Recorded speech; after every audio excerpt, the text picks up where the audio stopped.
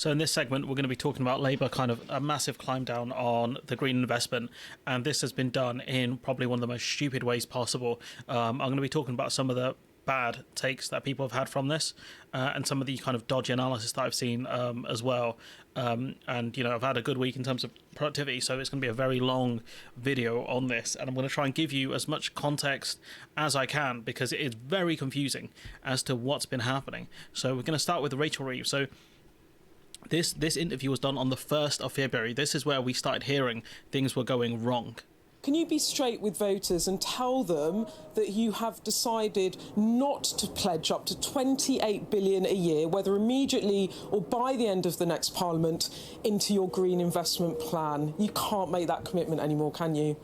Well, the Conservatives crashed the economy and sent mortgage rates and the cost. So this is about Labour pledging to build up towards spending £28 billion a year towards the end of the Parliament. That's what this is about here. And so Labour have made different promises on the green investment. So we'll go over that in a few minutes after this interview. Of government borrowing soaring, and that does change what will be possible for an incoming Labour government. But there's going to be at least one more budget on March the 6th, possibly another one later in the year before we get those final numbers of what I hope an incoming Labour government, if we win the election, would inherit. So wouldn't it make more sense to wait for these events to happen and then say, you know, Labour can't do these things because of Tory economic mismanagement, rather than doing it now because the Tories have attacked our policies? Maybe it will distract from Tory incompetence, but there's something you could just push out in the media, just leak a story out there, and I don't think people would cover it that much, depending on how you did it. I understand that you want to wait for the next fiscal event or events, but it's pretty clear to me that up to 28 billion a year into green investment will not be Labour policy in its current form at the next general election. That's fair, isn't it? That's where you're at. What people need to know is that the fiscal rules are the most important thing for me. So do you remember when Bowler Hatman said they're going to look? Well, you know, I asked him the question: are they going to just LeBron the fiscal rules out the window? And he goes, "Yeah, it's a smokescreen. This is not a lie. It's a deception."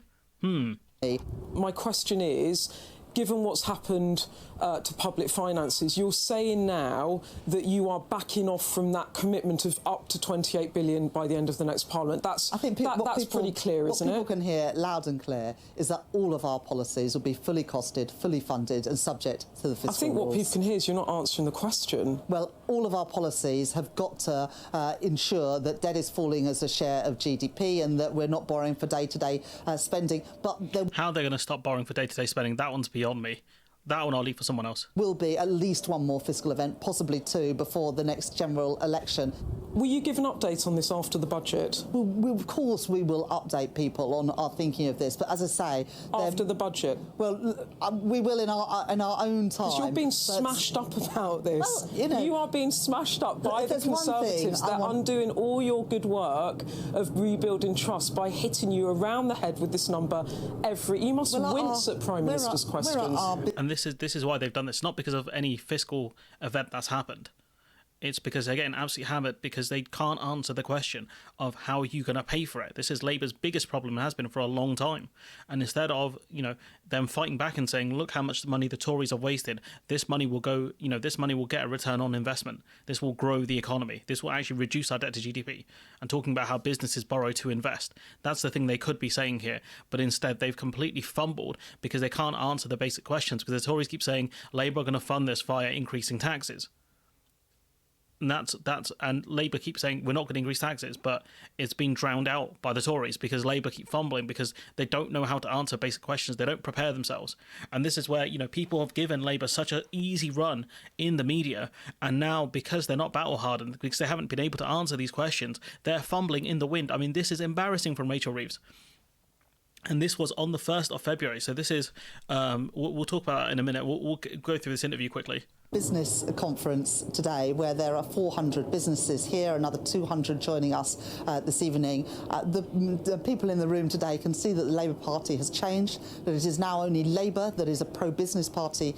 But surely if these businesses work or wanted to invest in green energy, they're going to realise Labour are pulling back on their pledges, and it makes the UK a less good option compared to the EU, which is going to spend a lot more money on green energy, and also the Americans, who are going to spend a lot more money on green energy. So surely if businesses or manufacturers are in these sectors thinking, right, they're not going to spend anywhere near as much as EU member states or anywhere near as much as America. Why would I set up shop here? Why would I set up manufacturing hubs here when I can set up over there and I'd get way more money in terms of subsidies, but also customers as well? It doesn't make any sense. So this was an article on the 1st of February. So I want you guys to remember this, right? It's important. The 1st of February is when Rachel Reeves did this interview saying that she's being very coy about spending the money. So what happened was there was an article put out where you got 4 journalists on the byline here saying Keir Starmer and Rachel Reeves are ditching Labour's flagship policy pledge to spend 28 billion a year on green investment, party sources have said. The sources have said the party would keep the core mission of investing in green infrastructure, as well as the already announced plans such as the creation of GB Energy, a publicly owned clean energy company. But it will in effect cut its ambitions by about 2/3, given that previously announced schemes are set to cost under 10 billion a year by the end of the Parliament. So we can see here that they've massively cut the spend. The change after a spate of recent government attacks portraying the 28 billion figure as a likely tax rise has been pushed for by many key figures around Starmer, including Morgan McSweeney, Labour's campaign of director of campaign. So based on the another analysis I've seen from someone like Andrew Marr, who we'll talk about towards the end of the video, Andrew Marr said that Starmer is keen on this figure, but what we can see here is Morgan McSweeney, who's one of his advisors, his director of campaigns, advising against it, and the party's campaigns coordinator. So instead of Starmer hiring the staff in order to help get his goals implemented, he's dancing to the tune of Morgan McSweeney and Pat McFadden. So it's very possible it was these two that briefed the media about this, given that Starmer's name has been put up here. But I think it was also Rachel Reeves who did it, because before this interview was, around the same time this interview was published, this article was also published, or within hours of each other, sorry. And so what that tells me is that this has already been briefed to the media. So what we can gather from this is that I don't think Rachel Reeves was on board with this, because she keeps talking about fiscal rules. And, you know, Rachel Reeves' fiscal rules are that I will introduce a new set of fiscal rules. These rules apply to every decision taken by a Labour government. We will not borrow to fund day-to-day spending, which, again, I don't know how she's going to resolve that one. And we will reduce national debt as a share of our GDP, as our economy. So how can Labour achieve reducing debt to GDP ratio by the end of the Parliament, but also spend 28 billion at the end of that Parliament? Because you wouldn't get a return on investment within a year. It will take a good few years to get a return on investment. So it wouldn't make sense for Labour to push that policy if they want to reduce debt as a percentage of GDP. That whole thing makes no sense. Whoever set up this fiscal rule combined with that policy should be fired, because they don't know what they're doing. And you know, this article from the BBC here, this is from February 1st. So confused about whether Labour is still committing to its £28 billion green investment. If you're confused, good, because a lot of Labour people didn't even know at the time what the hell was happening. And so we know at the time, Labour had said in February, we will ramp up to that 28 billion during the second half of the Parliament, subject to our fiscal rules. And that's the key here. And this is what pissed me off about Bowler Hatman, because he kept saying, oh, the fiscal rules, they're going to LeBron out of the window. Every time they mention the fiscal rules. And there's a reason for that, because they've set out the stall, so it can't be, it's about debt to GDP ratio. That's the problem. So if there's anything that's going to jeopardise that, they're not going to do it. That's why I made such a big deal out of it. But, you know, the guy didn't understand what I was saying. And, you know, Rachel Reeves saying, we must grow our economy if we're going to improve living standards and have the money we need to invest in our public services. But realistically, you know, these are things we can borrow to invest in order to create growth. If you help rebuild the NHS and you get people into routine operations, they can get back into work, and that will help grow the economy. How they fail to understand this, I don't know. How they fall for Tory party stuff, I don't know. So again, as I said, this article from the 1st of February. So we knew something was going on the 1st of February. So which I found really weird, because Phil posted it, well, Labour Social posted this video about 5 days ago. So this would have been around the 5th on the Monday. Maybe we give him a pass and say he maybe recorded it on the Sunday, but it was definitely after the article came out, and he said this. It's being reported that it's been dropped. It hasn't. Talking about the building up to £28 billion. Been dropped. Labour are just wishing they'd never brought up this umbrella term. All of the individual policies which make up their green investment offer, such as Great British Energy, are still intact and still fully funded. After the economic problems of last year, Labour changed their £28 billion a year commitment to an ambition. Now that still remains. On the same day that the... So we know it doesn't remain. So for him, despite reading this article, that is sourced by The Guardian, saying categorically that promise remains, despite seeing evidence to the contrary that it's not happening, is moronic. But his justification of it kind of makes sense. Guardian published an article that's been widely shared that the policy had been dropped based on anonymous figures in Labour. Keir Starmer, the actual part... Despite the fact that I think Morgan McSweeney is actually referenced in this, that his campaign directors, Morgan McSweeney and Pat McFadden, are against it. So that tells me that it's not just anonymous sources. These are two of the top members of Starmer's team. Party leader was saying, no, it's still in place. Obviously, all the useful idiots decided to believe the Guardian and their anonymous sources rather than the actual party leader in a televised interview. Turns out those anonymous sources were right and the party leader was wrong because Labour ditched it. So, this is the thing where people make videos about Labour and they look very stupid because Labour come out and categorically prove what people have been saying. This happened with the anti-protest bills where guys like Phil and Labour Social were saying, obviously, Labour are going to repeal these bills in power. And then you had multiple Labour MPs come out and say that's not going to happen. And so Phil and O'Brien looked really stupid because they did these videos categorically saying Labour will do X thing. And the Labour come out straight away and said, we're not doing that. So, the only thing I've got to say is in the immortal words of Tobey Maguire. Stings, doesn't it? But yeah, they come out and they look incredibly stupid. Like, they should just wait. They should just wait. Like, when he saw this article, he should have just waited to see what was going to happen, because we've seen this from Labour before. There's anonymous briefings, and then Labour come out and they kind of they wrangle a bit, and you don't know what's going on, and then it turns out the anonymous source is probably right in the end. So that's something they should watch out for. Keir Starmer promising that he's going to reach net zero by 2030, despite the fact that they've massively leveled down their spending commitments. So Starmer has said that Labour would now spend £23.7 billion on environmental schemes over the course of its first parliament, equivalent to just under £5 billion a year. Now, is this better than what the Tories are doing? 100%. But is it enough? No. Is it way worse than what they promised originally? Yes. Does it make economic sense? No. This is the problem.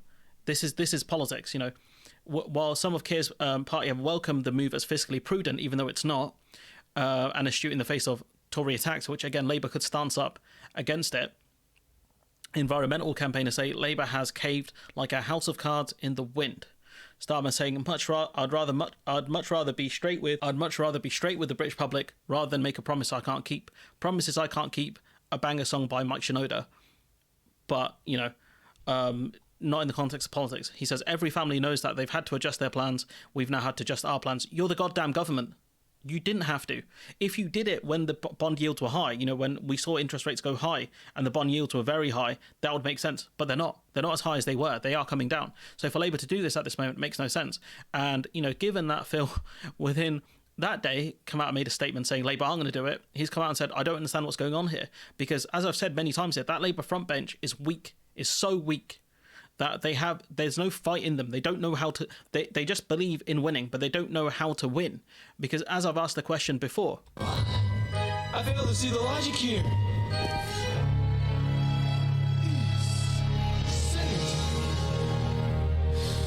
A place to pay for power. And it is, evidently. Such a crucial part of election strategy. This failure to address fundamental problems with it worries me for future elections, because the bigger issue yesterday was less the policy, although that is a concern for me. The policy is an issue. The reason why they've done this is because they can't defend the policy. That's why all of this has happened. So for Phil, once again, even though he is right in a lot of things, that to keep defending Labour like this is embarrassing. And one of the reasons they're in this mess is because people keep softballing them and asking them easy questions and making excuses for them. If we didn't do that from the start and we were a lot more difficult on Starmer, I think he wouldn't have made as many dumb moves as he has done. And he would be able to probably defend himself better in the media as well. But now he's facing tough questions. He's apple crumbling. It was the communications. I can't say yesterday was a good day for the Tories, because Sunak's continued uselessness was actually giving unwitting cover for Labour's announcement. Labour have completely gotten away with it. I wouldn't go that far. I don't think they've gotten away with it at all. I think the media are going to keep hounding on it. It would have been a better day for the Tories if Sunak hadn't messed up so badly himself. Well, apart from losing another donor to Labour. And today's front pages are full of the green investment U-turn, full of it, absolutely inevitable, of course. But it's not just the fact of the U-turn, it's the way they managed it was so embarrassing. I sat and scrolled through the news and social media sites, as I do yesterday, and I saw comment after comment about Labour's change of green investment policy. All very detailed. Oh, this is my opinion on this. This is why this is wrong. I'm thinking, Labour haven't announced anything yet. They hadn't announced a change of green investment policy. They were going to. We knew they were going to. And there were reports of sort of what it would say. We know that the reports are not going to be completely off the mark because they're based on leaks. But hours before a statement has actually been made, people were commenting on it like they were Nostradamus. Tory MPs, Labour MPs, journalists, general internet mouthpieces like me, only not me because I prefer to wait for the statements to be made before commenting on them. I don't know about that, dog, because you didn't wait here and you look real stupid. So I don't think that's even true at all. And we have seen you in the past come out and make statements that get undermined by Labour within days. If I was Nostradamus, I would have won the lottery by now. But what it meant was that it made no difference what Labour did announce. No difference at all. The articles had already been written. The opinions already formed. By the time Labour made their statement very late on in the day, the news cycle had already been set, their words already written. Labour completely sacrificed their message to their opponents. It was so predictable. What they should have done was to make the announcement out of the blue, then agree to hold a press conference the next day to take questions. There's a reason statements like this tend to be made first thing in the morning, usually a Monday morning, because consider what's happening. Like I say, it's on the front pages of almost all the newspapers today, and some people may say, well, there's not that many people buy newspapers these days. No, that's true. The circulation's much lower. But I'll tell you what, they do see, they'll see there's at the supermarket. Want people spending all day talking about what you're going to say before you've said it.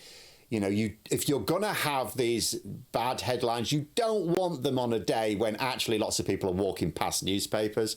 Cannot adequately express how absolutely every aspect of this fiasco was mismanaged.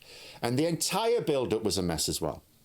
This was not a well thought out plan. How do I know? Because last week, The Guardian were reporting that the figure was likely to be dropped. And I was saying, hang on a minute, you're quoting a couple of anonymous sources here, but Keir Starmer said in an interview that the policy hadn't changed from last summer. Keir Starmer also responded to discussions again by saying that the investment was desperately needed just this week. Just this week. Shambolic for the leader of a political party to have made that recommitment if he even thought he would have to announce that it was being scrapped later that week. And this is what I mean. I think Keir Starmer is a very weak leader, a very weak leader indeed. And that's based on, I think, the fact that he's been undermined by his director of campaigns, so McSweeney and Pat McFadden. But I think more than that, he's been undermined by his Chancellor. I think Rachel Reeves is one out here because she's the one that keeps talking about the fiscal rules. And we see this from the 2nd of February. Rayner saying Labour still wants to spend 28 billion on green investment, won't be bound by arbitrary numbers. So you can see there's just a lot of unease in the party over the figure. And maybe they should never have given a figure. Maybe they should have said percentage of GDP or something. But, you can see here Rayner saying it's not just about throwing a figure around there willy-nilly and saying we'll just put that in. It's got to be applied to our fiscal rules. And once again, that's one of the phrases they keep using, fiscal rules. This from Alex Wickham, who works for Bloomberg, saying that the key issues in Labour, or two of the key issues, are them getting, basically saying they're not going to put in the banker's bonus tax, but also the 28 billion. Rachel Reeves and Starmer dithering on sorting out the 28 billion sooner, which they did dither on. It's true. And you got Clive Lewis saying instead of backing down, it's time for Labour to face down the Tories and win the case for public investment in the climate transition of 28 billion and beyond, which I agree with. I agree with him a lot. You've got Gary Lineker saying no one seems to care for the children. And you've got obviously Ian Dunt, who is basically a bowler hat man who writes articles instead, saying frustrated and disappointed by Labour's provocation of the 28 billion pledge, but he says, I don't think it's necessarily a significant reflection on what they'll be like in power. It's a result of a small target election strategy where any Tory dividing line is neutralised. Once in power, that strategy ends. The spotlight on where the money is coming from applies to opposition much more than it applies to government. Fiscal headroom will go towards a net zero, and the fiscal rules can be tinkered with fairly easily, i.e. on what definitions of investment. But they've said they're going to reduce debt as a percentage of GDP. How are you going to tinker with that? It don't make sense. He says, what concerns me is that Labour is leaving no argument at all about what it is for. It is failing to send a message to the Treasury and secure a mandate. I mean, the rest of that is nonsense. But, this is pure nonsense. He might as well say, I have sources that I made it the fuck up. Because that's what he's done here. Once in power, the strategy ends. Based on what? It's based on hope. and we go to James O'Brien talking about Keir Starmer, which again, this is what we have boiled down to is a very basic argument that he's going to say. Okay. There is, inevitably, with the old horseshoe theory, extremists on the right, extremists on the left, they're all the same, blah, blah, blah, blah. Passionate Keir Starmer supporters, blind to his faults and persuaded that he is the Messiah. I don't think I've met anyone who thinks that Keir Starmer is the Messiah, and this is a problem insofar as it makes it hard to pin down precisely what he is offering. Because every time someone criticises Starmer, like Sunak, for example, he crumbles. He says, we're not really for that. It's embarrassing. Other than not being the Tories. I think for millions of people, that's more than enough. And I think, for me, the big surprise is why you would not be voting to get the Tories out after 14 years of carnage, really. Economic carnage, culture war carnage. You know what's ironic is it's boiled down to, I don't understand why you would not be voting just to get the Tories out. You know, we should give our votes to Labour by default because that's the best way to get the Tories out. Like, that's not how you get votes out. You have to stand for something. Even Joe Biden understood this against Donald Trump, who was far worse than the Tories. So even Joe Biden understood this when he ran for election. So this whole argument of, I don't understand why anyone wouldn't just vote Labour to get the Tories out. Like, that's what this has boiled down to here. We don't have policies to inspire people or things that are adequate to really inspire anyone. We have vote Labour to get the Tories out. And, where was this energy in 2019? I don't know. From a two-time Boris Johnson mayoral voter, I don't know where the energy was in 2019. But, it's here now, I guess, which is something. But your job in the media is to hold politicians to account, not to be a sycophant for them. If you want to be a client journalist or a party activist, fine, go do that. But, vacate your spot in the media and give it to someone who's actually good at their job. It's embarrassing. We got this from Starmer defending his U-turn. Like green steel, so we can continue to make steel in this country. Gigafactories, so we can do the next generation of cars. A national wealth fund, so that we can have investment coming in for the jobs of the future. And GB Energy. I think it's only playing through my left ear. Which will be a publicly owned company, so that where we invest in energy in this country, we get the yield back for taxpayers. All of that is staying. So every single commitment that we've made that is on the table is staying. The warm homes commitment. It's all been cut back, though, because the investment won't be there. You can set all this stuff up, but if you don't have the money, it's going to get nowhere. Is scaled down. That'll take a bit longer, but everything else is exactly as announced. What we're announcing today is that we won't be making further investments. It's just embarrassing, honestly. I did want to look at bond yields quickly. So this is bond yields over the last year. So you can see right now it's at like 4%. This is a 10-year bond. So it's actually gone down significantly since kind of last year. So you can see it's at 4.5% last year. So if Labour made this announcement last year, it would make a lot more sense because the bond yields were higher. How are they going to know it would come back down? Yes, over the last kind of few years, it is significantly higher than what it was when they actually made their announcement. It's true. But again, it's come down. So for them to make the announcement now doesn't make sense unless we view it through the context of the Tories attacked Labour on this promise, saying Labour are going to increase taxes to fund these promises, and Labour thinking, we don't know how to combat these attacks, let's just ditch the promise fully. Shocking. I saw this from Andrew Marr. An increasingly radical national leader. I think there is a possibility, if everything goes well, that he will be this generation's Clement Attlee. So, he thinks, and this video is all based on hope here. This, again, is another Ian Dunt, bowler hat man type thing where it's all based on hope, and he admits that in the video. But if we look at what Clement Attlee actually did, right? Nationalisation. So we know he created the NHS. Attlee's government also carried out their manifesto commitment of nationalisation of basic industries and public utilities. The Bank of England, the civil aviation were nationalised in 1946. Coal mining, the railways, road haulage, canals, and cable and wireless were nationalised in 1947. Electricity and gas followed in 1948. Steel in 1951. By 1951, about 20% of British economy had been taken into public ownership. So this argument that Keir Starmer will be some sort of this generation's Clement Attlee is one of the funniest arguments I've ever heard in my life. That man, Starmer, is not fit to lace Clement Attlee's shoes when it comes to left-wing policies. Genuinely baffling statements from Andrew Marr, a guy who I had a lot of respect for. He was very good at documentaries. And when we go to the more of the economic side of it, I know this video is getting quite long. It's not. We can see why Labour turned, scaled down into this promise, because it's all about the fiscal rules. That's the key here. Can't afford the plan anymore because of the state of the economy. So, Helia, does that stack up? Well, the plan's been radically resized, or as Gary said, shrunk, and it now neatly fits within the fiscal rule to bring debt down within 5 years. That's something Rachel Reeves, as Gary said, has been very clear is a priority. By the way, it's the same rule that Jeremy Hunt sticks to. If we bring up the chart behind you and zoom in, you can see under the current spending plans, debt is falling within 5 years. It's very... Wow, following the same policies as Jeremy Hunt, the same fiscal rules Jeremy Hunt. Wow, I wonder how far that's going to get us. Small, though, just wafer thin, £13 billion of headroom, and that's the problem. Ah, wafer thin, as you say. Yeah, and that, if you look at the Green Pledge, it's gone from 28 billion to 4.7 billion.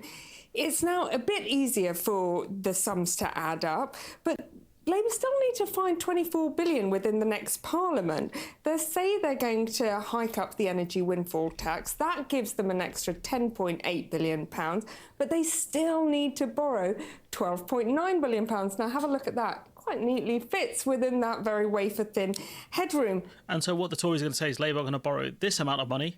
Labour are lying to you about how much they're going to borrow. They don't know what they're doing. They're going to borrow more money, and they're going to put your taxes up because of that. Because people are going to hear 12 billion, and they're going to hear how you're going to pay for it. Labour are going to say borrowing. The Tories are going to say they're going to put your taxes up to pay for that, and that's it. Because Labour fumbled this so hard, because the public won't understand figures of 12 billion or 30 billion. These are just astronomical figures no one can really comprehend. So, for Labour to come back down and just say, oh, it's going to be 12 billion over 5 years, I don't think it makes sense, to be honest with you. The problem, Cathy, is that since 2010, the fiscal rules have been changed and tweaked by chancellors 8 times, and that has really killed their credibility a little bit. And critics say all they do is create this doom loop of failed economics, where policies are simply chasing the rules rather than the economic need. And this is something I've been saying for a while. That's all that's happening here is they are following this stupid fiscal rule, which is debt needs to fall as a percentage of GDP. If they said, look, all infrastructure projects need to lead to a return of investment and say it's got to be this amount or whatever, that's a lot more brighter than this stupid policy that they're putting in here. What done to break out of the doom loop? Well, we need growth, growth, growth. The problem is, where do you get it from? Now, in the industrial strategy from Labour last year, they said it was the Green Prosperity Plan that was going to deliver that growth.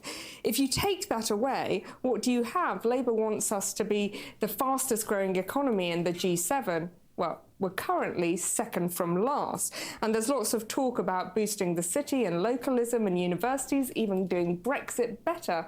But will they shift the needle enough? Well, Alex, let's turn to you for the climate. Yeah, no chance. It's not going to happen. We'll go to Chris Skidmore, the one who resigned recently over net zero. And its plans to drill for more North Sea oil and gas.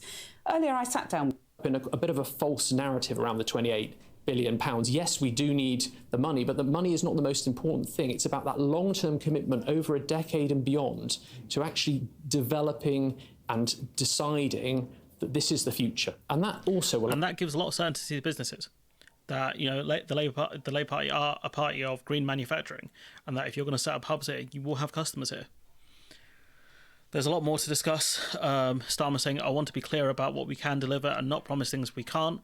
Starmer insists all commitments made to get to clean power by 2030 are still on the table and fully funded. But again, if it was the case that we needed this investment, right, that we need this money to get to net zero by 2030, how are you going to achieve it by borrowing billions of less money? How does that make any sense? Because they were talking about ramping up to 28 billion a year by the end of the Parliament. They were talking about spending a lot of money on green energy, right, green infrastructure.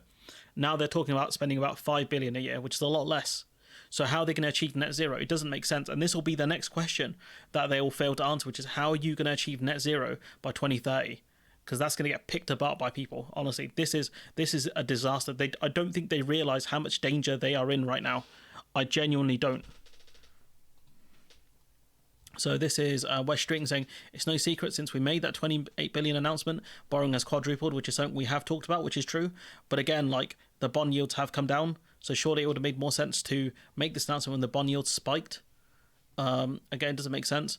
That This from another Labour person saying, from an interview with Derbyshire, saying, can you guarantee that this is going to be the final pledge? Like, you're not going to change it anymore? Can you give a cast iron agree to our audience that you won't water what you've announced today down between now and the election?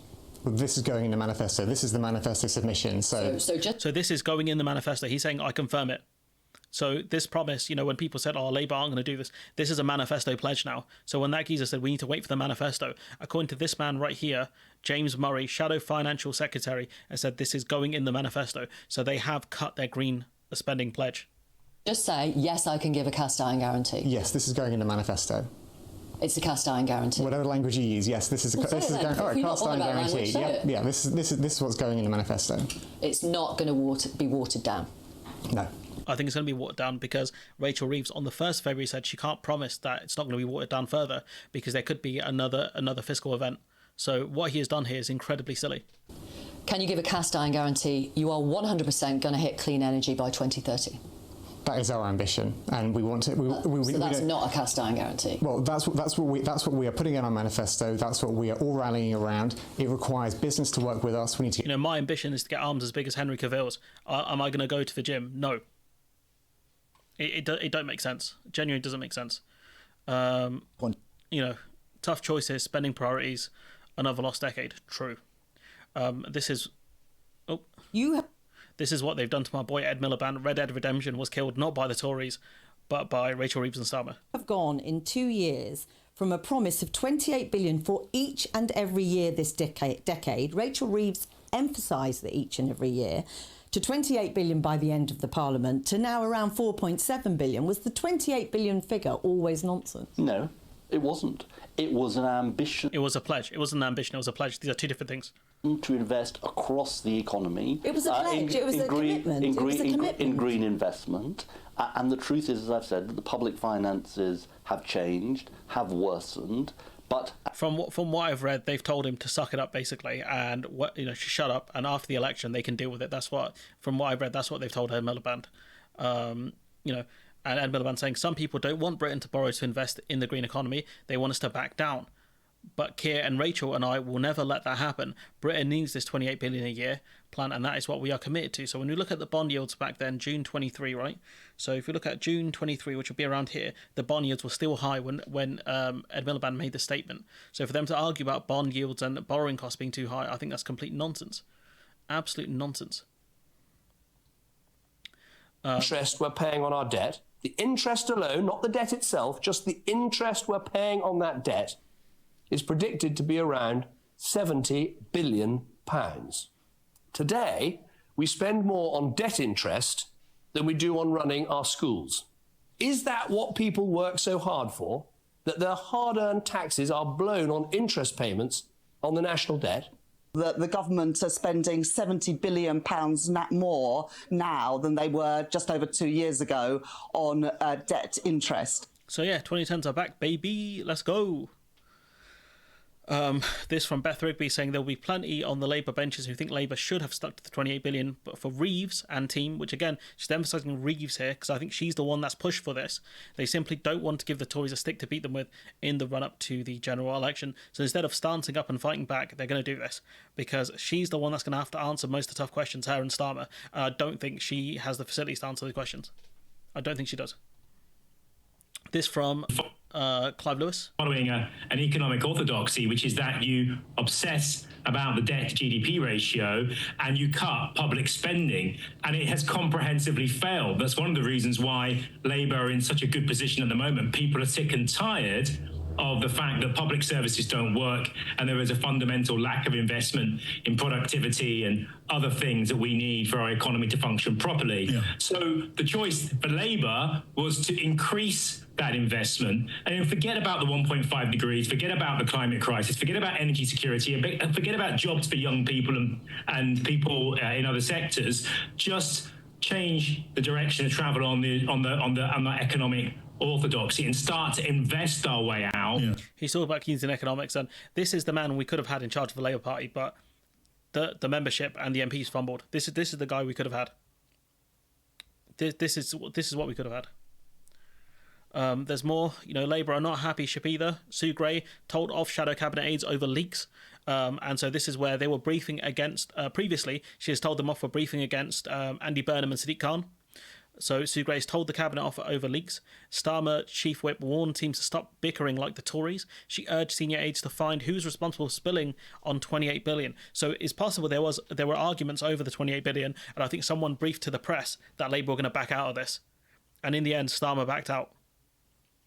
Which shows you again how weak this man is. In a sign of discontent in the shadow cabinet, some privately pointed the finger at Ed Miliband's ally, Lucy Powell. She strongly denies it. Others accuse Rachel Reeves' fiscal hawks of trying to announce dithering Starmer and leader of opposition, which is, I think that's what happened there. Some Labour officials believe Ed Miliband would not have accepted the slaughter of his personal project without a belief it could be revisited in later on. One aide telling him, shut up until the election, decide what to do in office, one aide puts it. And this aide, right, how dare you disrespect Ed Miliband?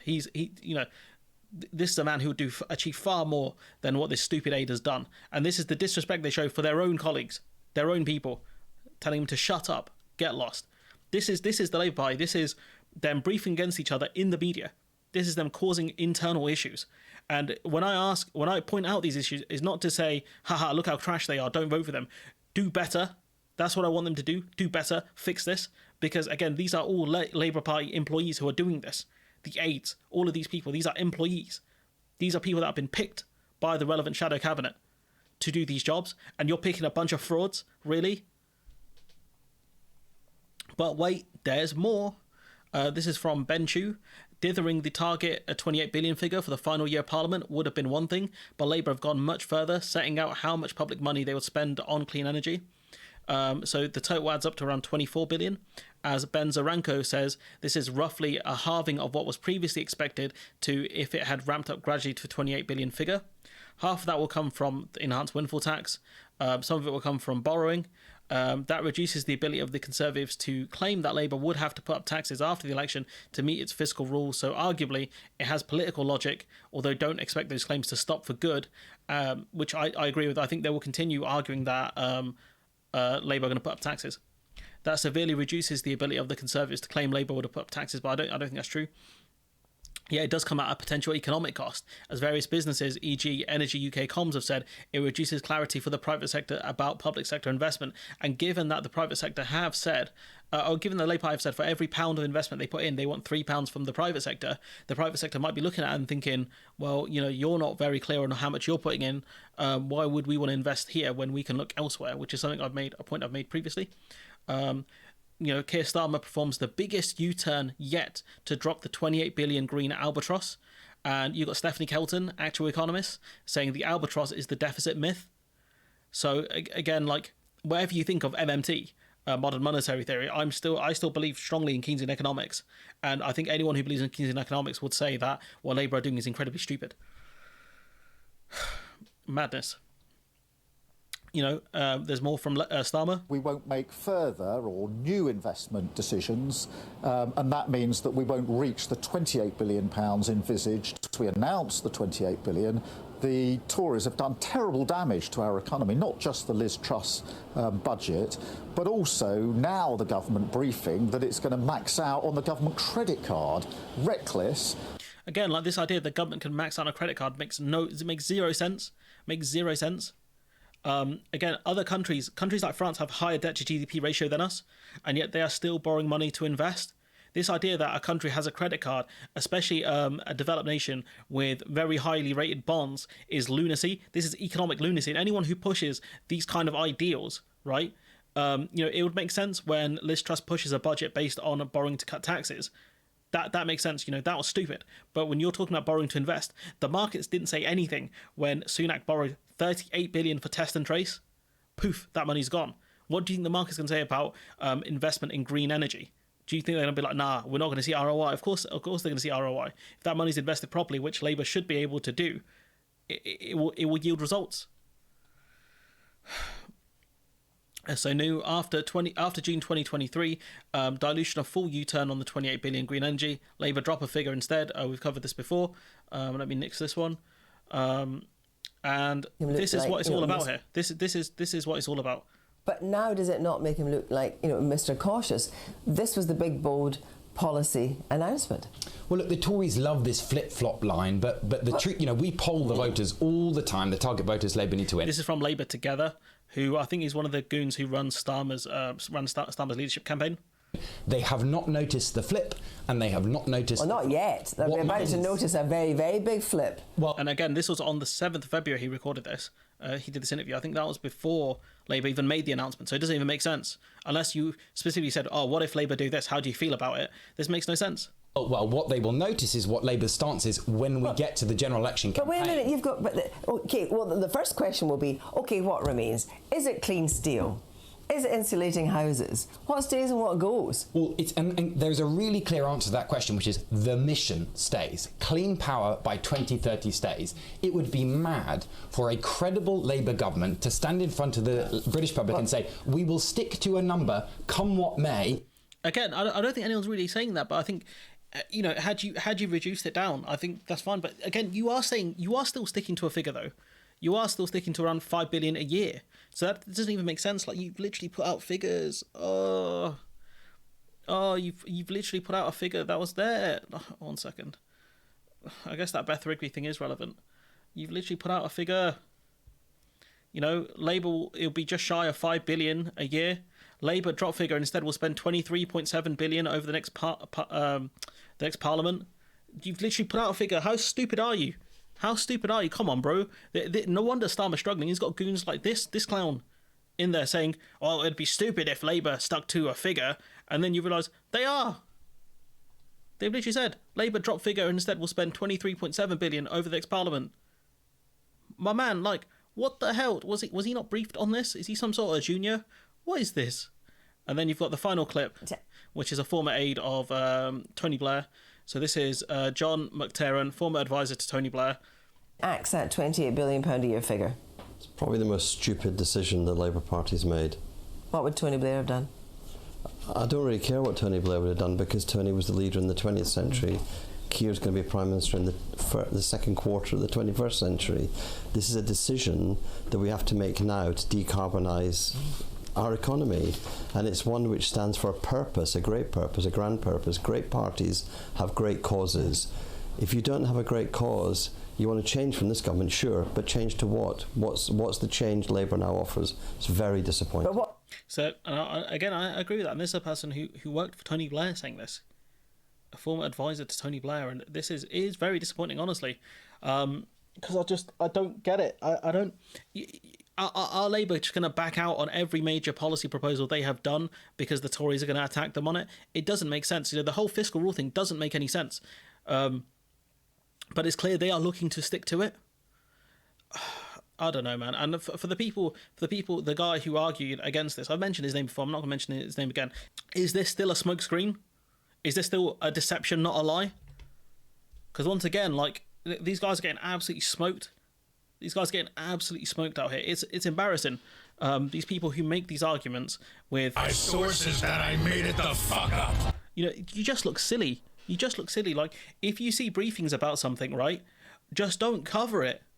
Don't cover it, because if you say these things are not going to happen and Labour come out and say, actually, these things are going to happen, you look stupid. Just like that week where David Lammy said Labour are not going to repeal the anti-protest bills, and you had James O'Brien and Phil come out and say, of course Labour are going to repeal these bills, and their source was... My source is that I made it the fuck up. That was their source on it. It genuinely didn't make sense. I just don't get it. Phil's video on this was a lot better. When he saw when he saw the official statement. But again, he's blaming the comms team when it's blatantly a policy problem. The comms team communicated it poorly because Labour, people within Labour don't support the policy. Certain cabinet members don't support the policy. And so instead of them working together and actually discussing it properly, what they did is they briefed against it. They briefed that we're going to get rid of it. And that's why Starmer looked so stupid, because he came out and said, no, we're keeping this. This is going to be Labour policy. And then in the end, he relented. He looked so stupid. It's baffling. It's baffling. And I've been saying this for so long now that this is a major problem. These are major problems within Labour. But these lot have been softballing Labour for so long now. And it's only now they realise these are problems, where these lot look completely stupid in the media because they can't answer basic questions. You know, I can't say I'm surprised. Hey, I'm not surprised. I'm just, it's just shocking, isn't it? You know, every time I cover Labour, it feels like I'm walking into hell with every video I do, because you get absolute buffoons who keep saying, oh, you know, Labour have to say these things to win. When they're in power, they're going to do something different.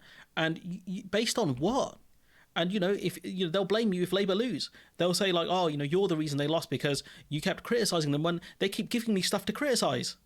It's not my fault. I want to give my audience the best information I can. Labour keep giving me stuff to criticise like this. Well, what else am I supposed to do? That's right. Don't blame yourself.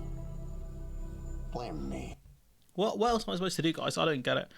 I'm going to leave the soundboard alone for a few minutes, but anyways, let me know what you think in the comments below. Like, comment, share, subscribe. Support the channel on Patreon if you can.